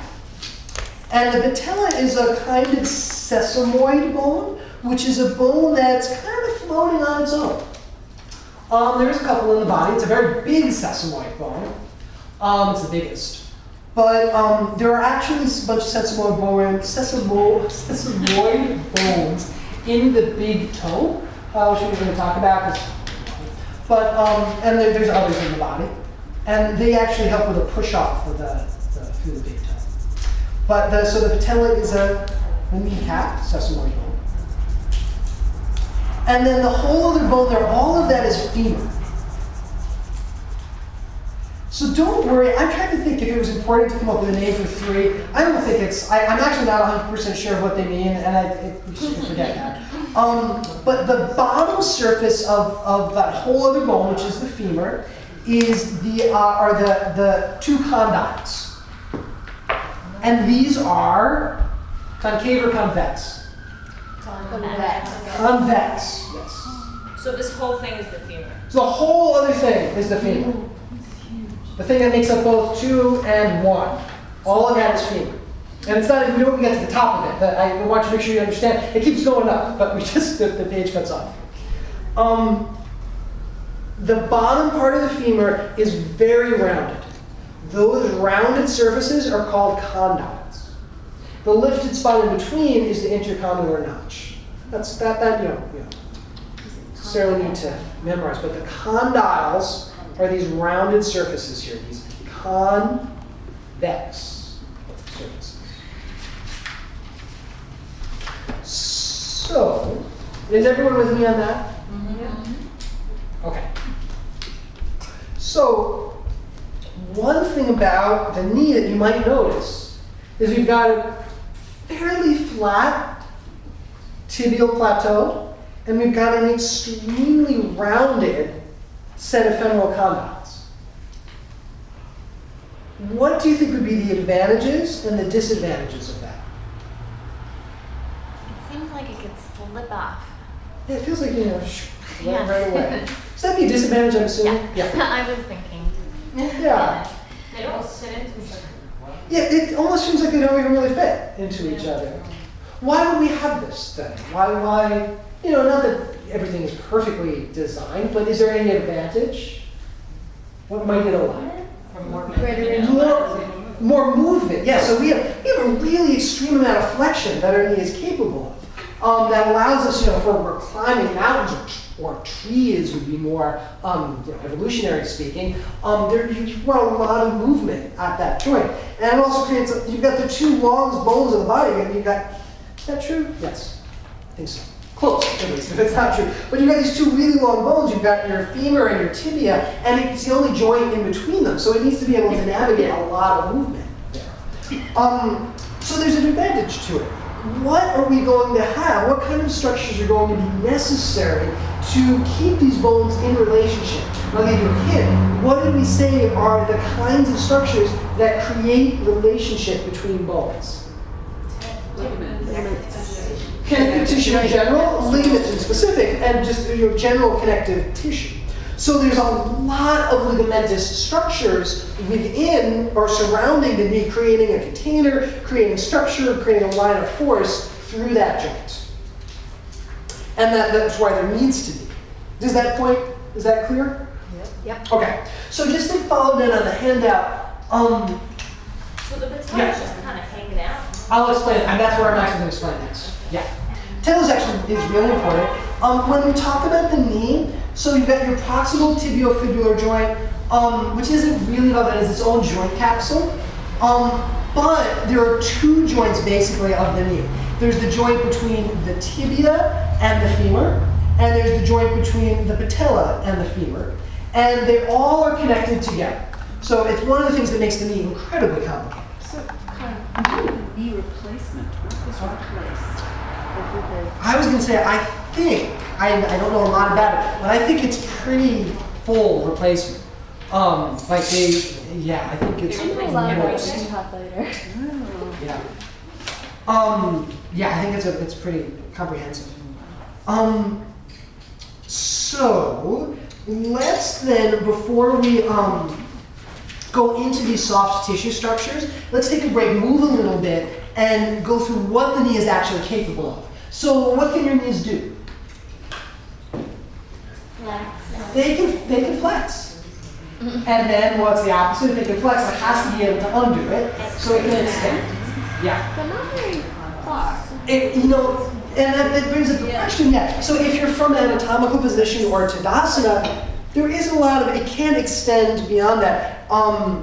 And sometimes some anatomists use anything that goes from anatomical position into extension as hyperextension. And so your knee doesn't have much ability for that. We'll talk about that more in a moment. Can your knee do anything else though? So we've got flex and extend. Can it rotate? It can. Yeah, it'll sure count. If your no's are your yeses. Yes. Not supposed to. Yes.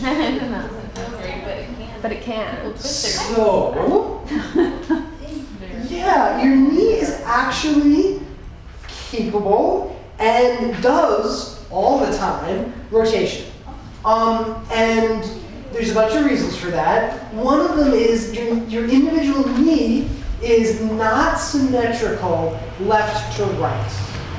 So the two condyles of the femur, they're not the same size, and the structure of the knee is not the same. So as you flex and extend your knee, there's also a little bit of rotation that is happening. And it's also capable of finding that rotation, particularly in flexion, because all the connective tissue structures we haven't talked about yet are more lax. So you're able to rotate your knee more, as opposed to when your knee is extended, fully extended, everything is more taut. You have less rotation in your knee. And this is not a bad thing. It's a completely normal thing. And in yoga we do it all the time in many, many, many poses. Can you think of many might be an exaggeration, but in many common ones. Can you think of a time where your knee might have some rotation? Warrior one. Okay, so I heard warrior 1. I can hear what you're saying. Warrior two, I was thinking. Which leg, the back or the front?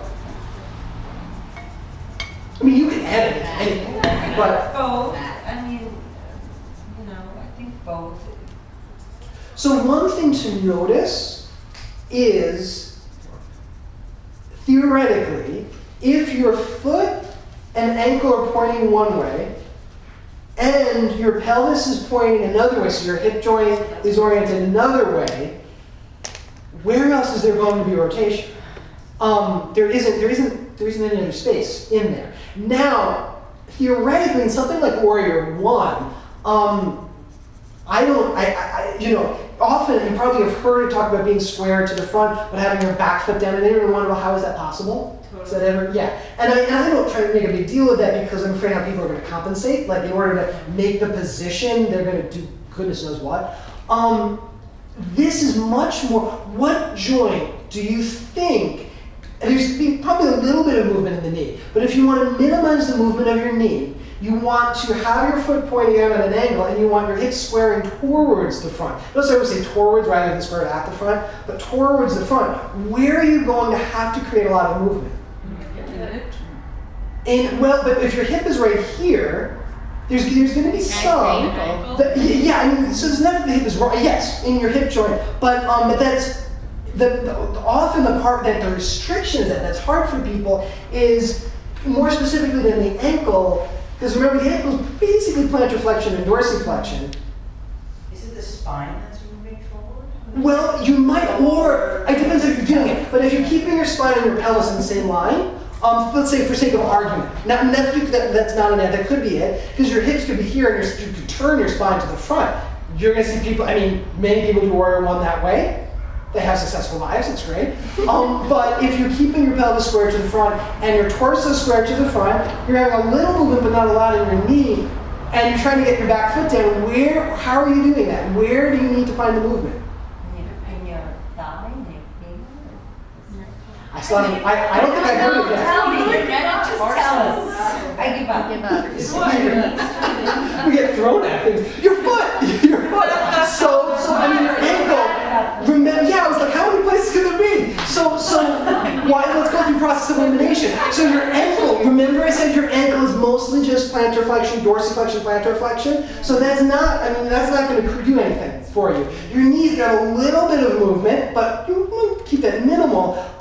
Not a lot of movement, some within your hip joint, but not a lot, some. But it's this ability to create movement within, through all those tarsal joints. You might have wondered, why the heck are we doing this? The ability to mobilize that, your subtalar joint, your various tarsals, that's what's going to allow you to find that foot So that's down. why people talk about having a strong back foot It's- all the time. And finding that heel foot, like finding all the way down into the heel foot, grounding down, finding that outside edge of the foot, that requires an enormous amount of strength and flexibility in the foot. And your heel. And That's yeah, your foot. yeah. That part of your foot. And also the inside edge of your foot to balance it, so it's the whole thing.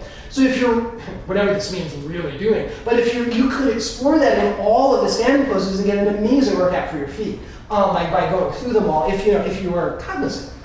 But so the foot is helping your hips square off? Well, it's not, let's say your hips are square. And so my hips are square, and probably everyone could do this with your back heel up. But how are you going to get your back foot down?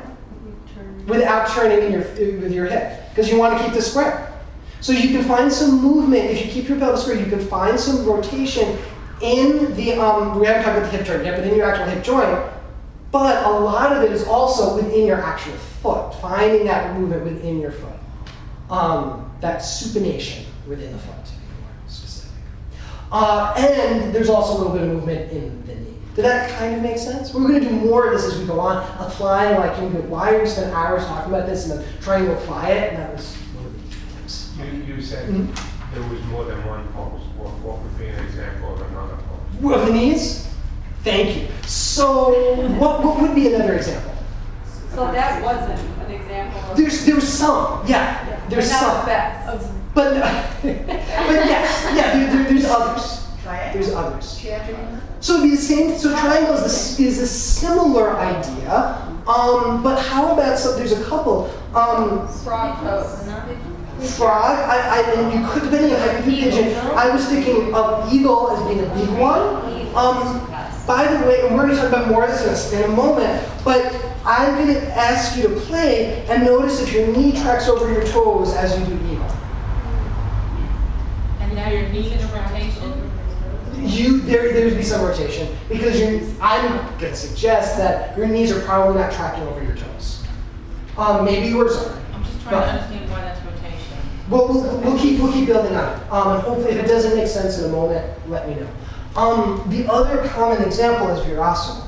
Oh, yeah. Oh, right. Now, there's also a slight sense of translation in this. So it's not just rotation. There's also a little bit of of it actually translating out to the side, but there is some rotation, definitely. So, so there is some rotation in the knees, not a lot, and we're going to clarify more what this means. I know it's probably still confusing, but piece by piece. And I just, I don't think it's so important if you remember what is lateral rotation, what is medial rotation. I defined it there. It's based on where the tibia moves, the tibial tuberosity. And notice that you really can only do this when your knee is in flexion. Because as I mentioned, the ligaments are more relaxed, they're more taut in extension. And because of, I said that asymmetrical thing, there's something called physiological lock, which is basically just a fully extended knee. It's in place. And in order for that to happen, there's a little bit of medial rotation of the femur on top of the tibia. So as you straighten your knee to be fully extended, there's a little bit of it just rotating slightly medially in order to find that. It's like the little last in place. It's sometimes called a corkscrew, or it has other colloquial names. And that's normal. That's not hyperextension. Hyperextension, you actually probably wouldn't have in place. And speaking of hyperextension, I put the technical name, January curvatum. I'm not sure how to pronounce it. I think it's really curvatum. I mean, Latin people, I don't remember. Anyway, hyperextension. And this is when you lose, so rather than having that clear transfer of weight down through the knee joints, there's a sense of it pushing backwards in hyperextension. So rather than there being a balanced joint space, there's it's locked to such an extent that the knee actually can come backwards slightly. And if we get time, maybe not tonight, but we'll talk a little bit more about hyperextension at some point. Questions? Oh, before we do questions, let me try to play with something. So you can look on the back for a moment. And I don't think I'm going to tonight go through all of this because it can get a little heavy. These are the names of the major structures of the knee, the soft tissue structures that keep them in place. They're important, but for right now, I don't think we need to do them. But the thing about all of these structures is that they allow a certain amount of movement and to prevent you from going too far. So you have structures along the front, you have structures along the back, you have structures on either side to create a certain kind of container so that the knee can move.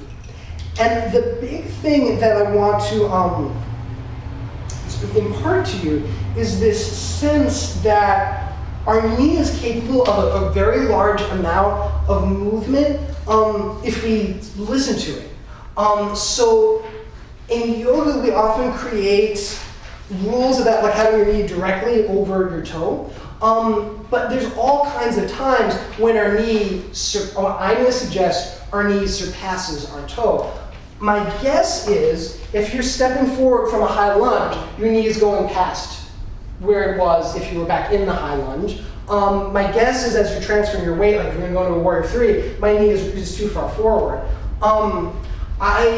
I was really into that. I got perfect alignment, knee over your ankle for years. Then I opened up a picture of Krishna Acharya, and you don't know who he is yet, you will, through his training. And his knee was way past his ankle, and I was like, egads, what does he know about yoga? And of course, he knows a little bit more than me, to say the least. Incredibly brilliant man. If you read about his biography when you get the chance, really extraordinary. So what does that mean? Like if Krishna Acharya could do a Warrior 2 with his knee over his ankle, what? The world stopped making sense for a while to me. And what I've learned is that it's not so much about the shape that you're making, but how weight is being transferred through your body. So theoretically, almost any shape is possible, depending on how you're doing it. So you could have your knee right over your toe, and you could be locking so much in order to do that. You're sort of gripping everything for dear life, binding everything up, that I would say that that's not a productive thing to practice.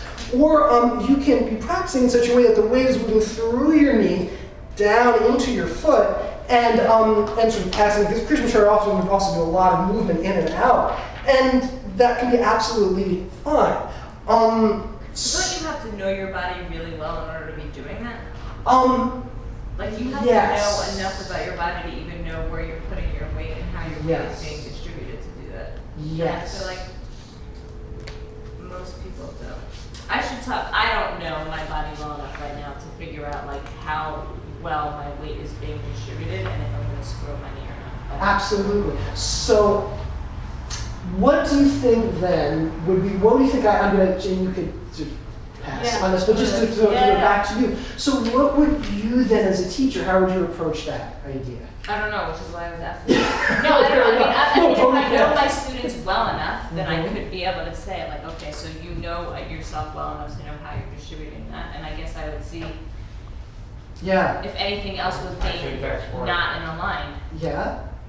Or if they were gripping their toes, then they're doing something wrong. Like if you see other signs of being if stable. you see other signs of it, I think that's the only way I would know that. Yeah. Well, Howard, what were you? I was going to say that may be why they teach keep your knee at a right angle, because it's a position from which to deal with, and you're not leaving it up to whether or not you know or not. It's a set formulated rule, and suppose you get as great as Krishna whatever, then you can make decisions about adjusting it, but for the time being, stick within the rule. There's a lot to be said for that. And I would say certain tradition, like the Iyengar tradition, is very much structured along those. Like you spend years and years and years learning really strict rules, and only after decades then are you allowed to break them. And there's a lot to be said, I think, for that. Is there a mosquito over there? Yeah. Because I've noticed occasional movements. I don't think it's me that's causing this. She's just banging on the wall. She's like, everyone stop. Is the knee joint easier to injure if it's over, if it's coming like Yeah, and I didn't, I probably should have gone more to the anatomy of it before this, especially when it was getting late, and I didn't want to overwhelm you with names. So the idea is that it's called we'll talk through it next time briefly, and you can certainly read about it on your own, but there's a ligament called the ACL, the anterior cruciate ligament, so that when it it can maintain on the anterior side. So if there's too much force going forward, it's going to create strain on that ACL, and if that happens continuously or really abruptly, it might wear it down and might ultimately get injured. So the idea is that you don't want too much force getting stuck forward. My argument was that, and that's fine, like I have nothing against keeping your knee over your toes, it's great, that it is all possible to be in a position where your knee is further forward and not injure your ACL, is what I'm arguing. And then throwing it out, well, what does this mean? And this is what we're going to go back to, is being over and over. As teachers and as practitioners, where does this leave us? Because I think that's fine, like as a beginner student, as a beginner teacher, but I'm not interested in rules that don't make 100% sense to me. Like I want to have a complete understanding. It's possible, no way, I'll never have a complete understanding. So that's why I'm having this conversation. So how do you deal with it as a teacher? Yeah, I was waiting to see if other people wanted to offer things, but I will suggest it. And then anyone have anything else? Yeah. Well, there are baseball players who, at the beginning of the season, who tear their ACL. Oh yeah, all the time. And they're out the whole season. It's terrible, yeah. So if those so pumped baseball players could tear something and injure themselves like that, then is it easier for us to do it or harder? You know, I think it varies. I mean, the thing with the baseball players is that they're doing something really extreme. I mean, we could do something really extreme here all the time as well. But that is probably why. And there's also a sense, to me, the difference between sports and yoga, in the sense that sports, it's functional in that your movement is to achieve a certain goal. As far as I'm concerned, and you are all welcome to disagree 100%, to me, there is no goal in the yoga asana practice other than the process itself. So like I don't think achieving any kind of position, I have no interest in that really anymore, other than that I learned something about myself and my body through the process of trying, whether or not I ever get there. So I think that that's a really key difference. So for most of us, an ACL injury is not. It could. It could. I mean, it depends on so many other things, though. It depends on. Some people will be more prone to it because of their movement habits and because of their structure as well. Very briefly, if your feet and ankles don't have a lot of movement and your hip joint doesn't have a lot of movement, that's going to mean a lot more movement has to happen at your knee joint. And your knee joint's going to have to navigate a lot more, so you're going to be much more likely to injure your knee. And it's something that's said all the time, I've never seen any statistics on it, but people say it all the time, that knee injuries never start as knee injuries, but as problems within the hip, ankle, and feet. And that because of problems in the hip, ankle, and feet, then it shows up in the knee. I hear it all the time, it makes sense to me. Yeah. Okay, it's getting late, so yes. Yes. We were going to offer two ways. Oh, go for it. That may be similar. I was going to say that what I would probably try to look for would be moving in and out, back and forth between movements, which is one of the things that's in the Dusty chart book, instead of holding a position. Yeah. Because what I would want would be for somebody to learn to feel what the movement and energy flow feels like through their body. So rather than hold the static position, have them move back and forth. That would be one thing. And I think the other thing I would watch for is the breath. Because most of the time when something's going wrong, somebody's not breathing, or they're certainly holding their breath, or there's other stuff, there are clues there that are maybe doing that. That's great, yeah. I would look for both those things. I know that I'm not looking for that in my own practice. Yeah. And did you, Molly, did that? I did. I had something similar yet different to add. As far as the knee is concerned, from like a hypothetical teaching perspective, while I understand that yes, many people can, go into a deeper knee bend without damaging their knee. My concern, especially, not even just with beginning students, but like with anyone who has like a klutzy day here and there, like an ACL tear, if a traumatic ACL tear is going to happen, it's usually going to be because of a twist like this.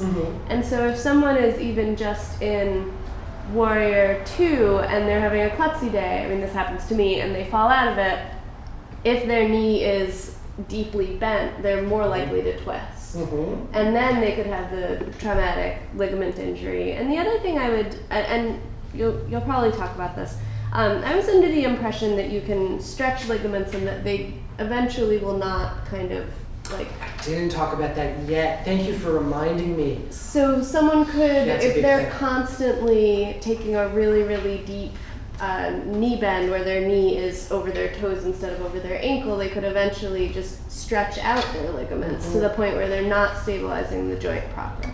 Yeah, remind me if I'm already noted to myself. I'm going to talk at length about that issue. I meant to do that tonight and totally forgot, but I'll do that next time. Okay. That's really important. I'll just say briefly because we're coming to an end, and it's more just to let you guys think about it. I think for me, it becomes a question about why is the student aware of what he or she is doing? And I would say I can never think of an occasion where someone's been in a Warrior II with your knee over the ankle and was aware of that. So for me, the first thing is, let's make it like, what are you doing? Where, can you be grounded in the moment? Can you be aware of what's happening? So can you make the choice, knee over your ankle? Now, if that choice is not working for you, and there might be people who it's not, more often the opposite than the other, that it's not a good choice for them, then it's a conscious choice. And that's great. But so that's often the way that I approach it is making choices. So then if it becomes a conscious choice, well, I'm going to experiment. Can I keep the weight going as I go further? Again, then it becomes a conscious thing that you're aware of and you're playing with, as opposed to just following rules to it. So does that kind of make sense? You don't have to agree with me. But like as a student, sometimes there's so much going on within one pose that you're like thinking about different things at the same time. Yeah. So Well, I think there's also a question. Yeah, I think that's a question of sort of fundamental safety things to always be aware of. And I feel like as a teacher, that's something I'm looking for. Like from everything we do, there's a couple check marks of like, okay, I have to check because this could be potential injury movement pattern, and that's one of them. I mean, certainly whatever anyone's doing in their knees, I try as a teacher to always be aware of, so I can say something about that, definitely. And there's kind of like, sometimes with students who do their back as well, like it's something I'll always be looking for. And with wrists when they're supporting their weight on their hands. Those are probably the three things, knees, when movement patterns within the back that we'll talk about, and wrists that we'll talk about, we're like always to be aware, because people could hurt themselves. And then if I feel like someone's making a choice that's not a conscious choice, which is in this case almost always the case, then I would mention it. If notice is your knee over your ankle, and what's happening with that, and I say more eloquently than that. But does that kind of make sense? Yeah, we'll talk more about this as the weeks go on. Yeah. But if someone like myself is in Warrior I, and a teacher will come over and say, well, you could get lower, lower, lower. Is that, there are sometimes when I will try getting lower, but the knee is not a good responding. choice. So then you just stop. Yeah. Because the teacher doesn't know. It's Right. The end result of the pose should be as low as you can, but each individual student should. Right, and I would say, and this might be different than what other teachers are saying, and that's totally fine. I personally don't think the end result is to be as low as you can, because I don't think that for any pose there's any absolute end result. I think the end result is to be, all of the good things about yoga, happy, and to feel good in your body, and to be aware of your body, and etc. I try, I don't know if I'm successful, but I try to teach in language that always frames that. And for me, the going lower would be more about, why not go lower? Is it just because it's uncomfortable? And then it becomes this process of learning to deal with discomfort, which I think is a really useful thing. Or is it because, I want to strengthen these muscles, which might be a really useful thing? Or is it because I arbitrarily want to look like this person in the magazine, and that's something where then, then that's not a useful thing. And only really the student can ultimately figure that out. Like, I have lots of ideas about it as a teacher, but I feel like that's the responsibility that a student undertakes when you're doing practice. So that would be a good context to tell the student when you're teaching. I'd like to think I say that all the time. I don't know if I do, but I'd like to think that I make that. I try. Question, and you don't have to address it now, but there's often an instruction, to pull, to Yes. tighten the quadriceps, which Yes. immobilizes the patella. Yes. Are we gonna talk about that? And Yes, we're going to talk about more specific things. I know I haven't answered your question at all yet, so we will, but I'd like to. Yeah, we're gonna next week. We're gonna, just like we did reviewing the feet a little bit in the beginning. We're gonna review a little more detail of the knees now that we've got sort of an overview to hopefully make it make more sense. And remind me if I don't. We have, let me take, we have like a couple minutes left. Are there any other questions? I want you to be able to sleep tonight, so if you have burning questions, we can take a minute for that. Why is number 3 on the chart, please?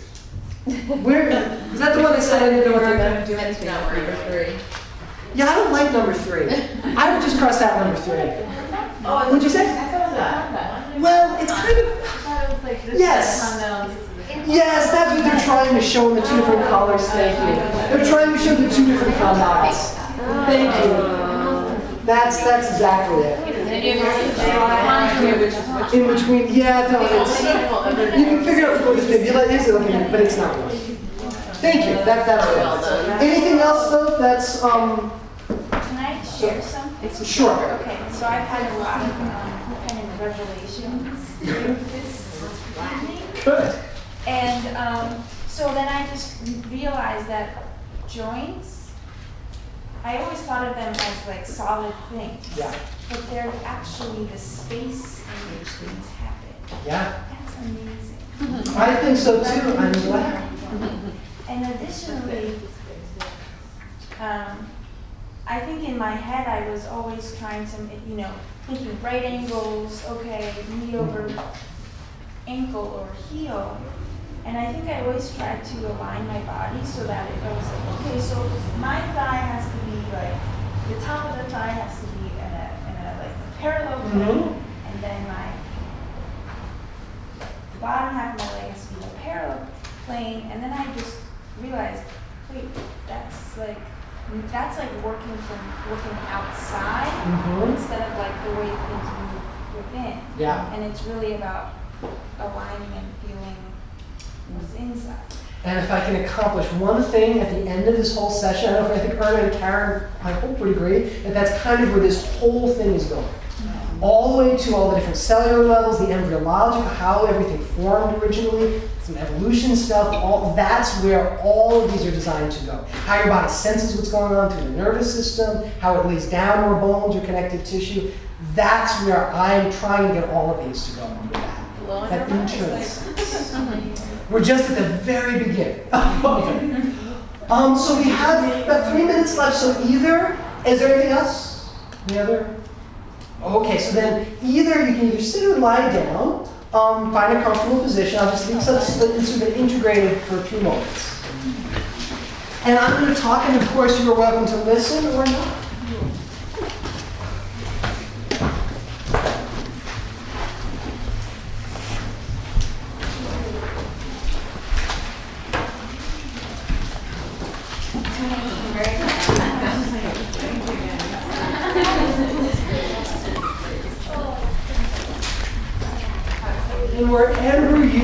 And whenever you arrive in a place, just be there. And again, something you're going to hear over and over again. Can you sense the floor underneath you? It's there. And whether or not you want it to, whether or not you're allowing it to, it has the potential to support you.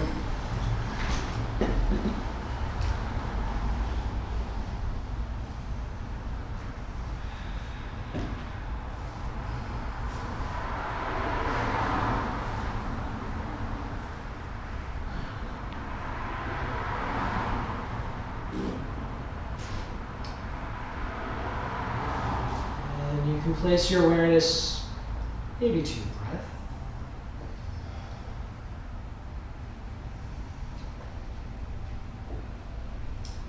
And as you settle, just watch how your breath pours through your body.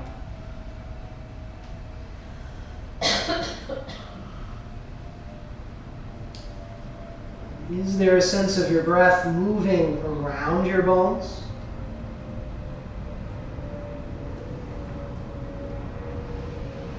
That would imply that you're feeling, you're sensing your bones in some way.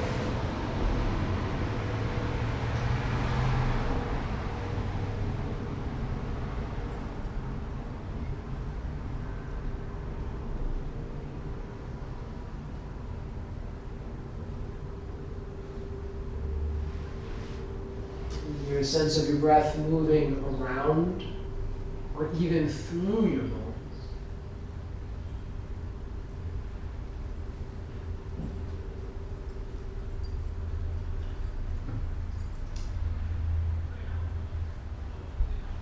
You're welcome. The last thing would be to take your awareness to all of those spaces between your bones or joints.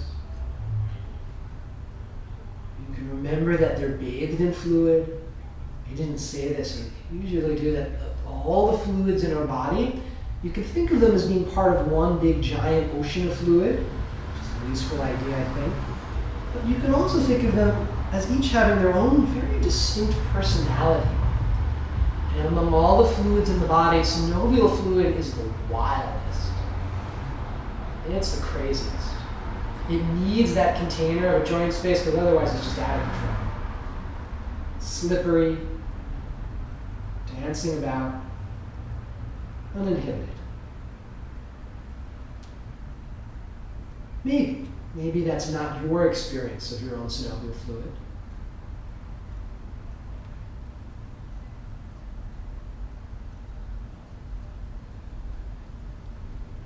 And in your last few moments, could you take your awareness to whatever dance is happening between those bones? And now, you're not moving a lot, so it might not feel dramatic, or maybe it does.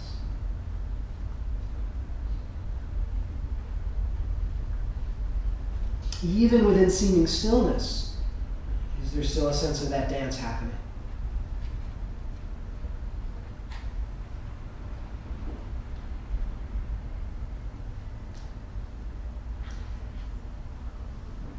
The idea that I love is that this dance's function is to support us, protect us.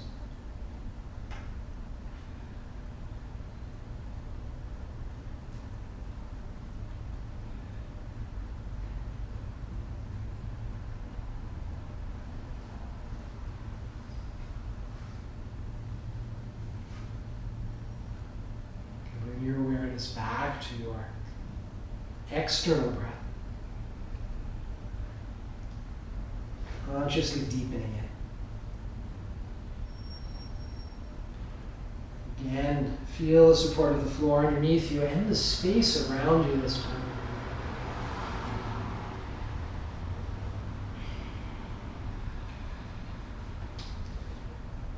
Wherever you'd like to over the next few moments, you can begin to return to an upright position as we finish.